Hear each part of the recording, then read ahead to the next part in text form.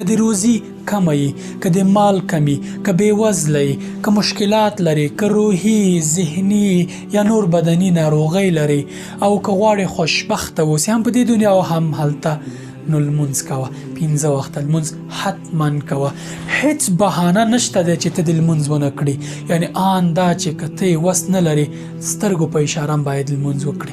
لمونځ قضایي نشته. ډېر دوستان چې په بهرنیو هیوادونو کې اوسېږي همدا اندېښنه لري چې د کار په موقع کې ماته وخت نه راکول کېږي. زه چې کله بهرنیانو سره کار کوم ماته وخت نه راکوي چې لمونځ وکړم.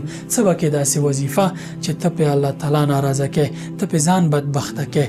لمونځ د اسلام دویم تر ټولو مهم دویم رکن دی چې له کلمې وروسته هیڅ کار، هیڅ بهانه، هیڅ توجیه د دې وړ نشي کېدی چې ته دې په لمونځ پرېږدي.